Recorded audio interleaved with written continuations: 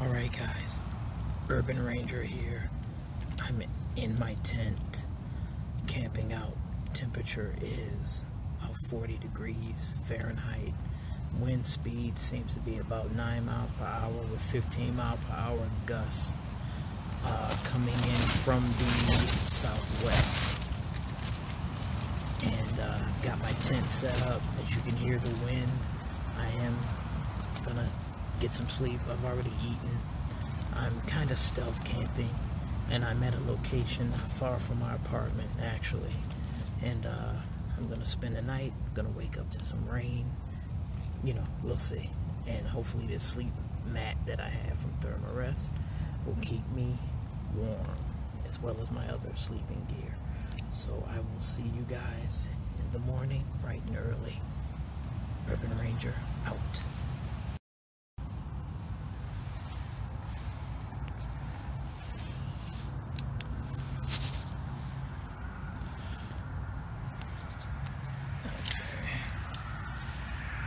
Get some light going. How's that? Okay, Urban Ranger here. It is 7:30 in the morning,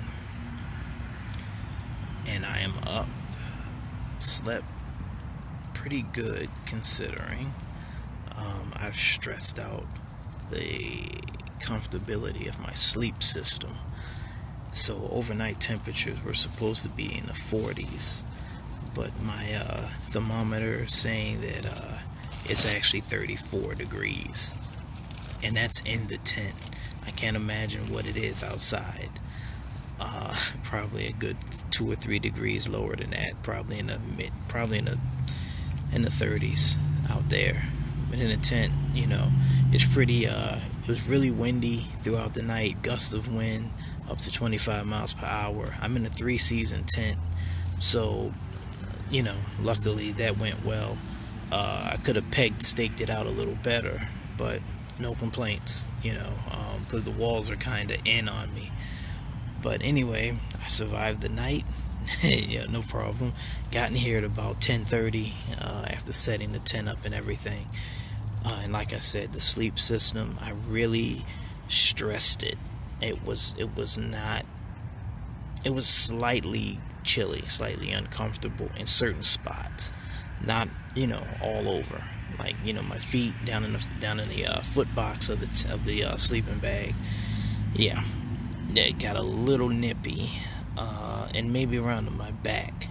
There were just certain spots, cold spots. But other than that, I slept great. So now I'm about to break camp.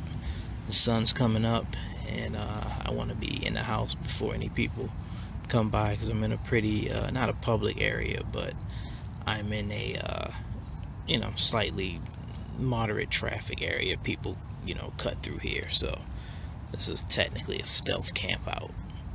I think one of my neighbors did see me, but she was coming home from work or a Friday night party, I don't know. But either way, it was a good night. It was pretty good.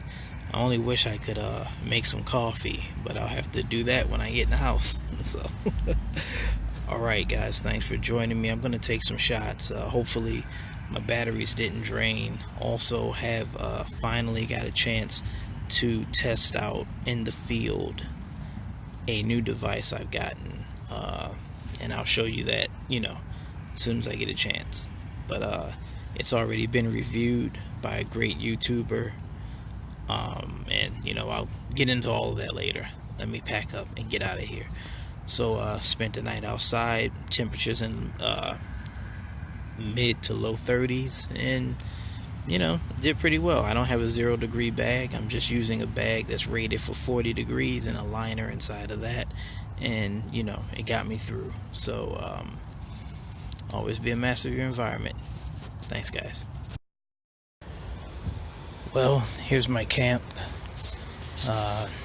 Stealth camping, and like I said, it went well. I'm just taking snippets, trying to give you guys an idea of where I am. Like I said, it's a bit of a stealth camp.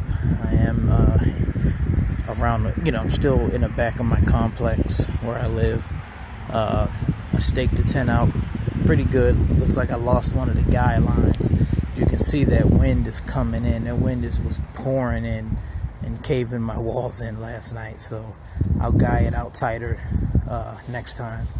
You can see I'm using a regular tarp as a ground cloth or footprint, so to speak.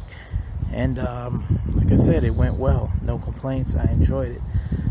Next time I do this, I'll definitely consider at least having some coffee and a granola bar for breakfast. But luckily, once I break this down, I can just walk right into the house. So that's all. Just letting you know of a little adventure I cooked up. And this was a good test of my sleep system. I'm going to have to invest in a warmer bag for this time of year. But as I mentioned, this is a 3-season tent, so it worked out very well. I'm a little disappointed that it did not rain as promised. But, hey, maybe next time. And in the event, Urban Ranger out.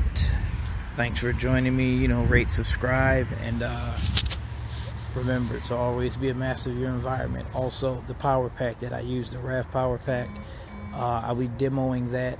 That charged my phone up overnight in a matter of a few hours. This phone is up at 100%.